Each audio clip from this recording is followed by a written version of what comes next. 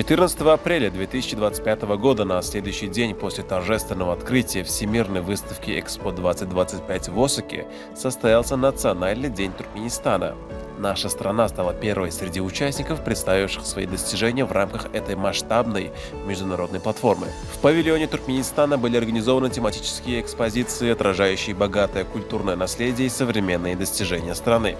Посетители могли ознакомиться с традиционными ремеслами, национальной кухней и инновационными проектами, демонстрирующими стремление Туркменистана к устойчивому развитию и технологическому прогрессу. Церемония открытия Национального дня сопровождалась выступлениями почетных гостей и культурной программой, включающей традиционные танцы и музыкальные номера. Особое внимание было уделено теме Экспо-2025 – создание общества будущего для нашей жизни, в контексте которой Туркменистан представил свои инициативы в области экологии, образования и цифровизации. Участие Туркменистана в Экспо-2025 подчеркивает его стремление к активному взаимодействию на международной арене и демонстрирует готовность вносить вклад в глобальные усилия по построению устойчивого и инклюзивного будущего.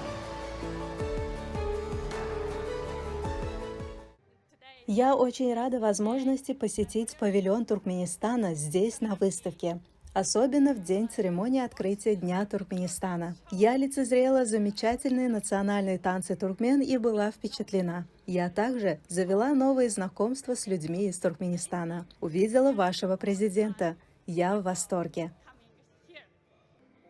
Это была вступительная программа выставки Экспо-2025, и первой страной, отметившей свой национальный день, стал Туркменистан. Открывающая программа была великолепной. Ранее я знал не так много о Туркменистане, но сегодня узнал гораздо больше и понял, что это действительно важная страна для Японии.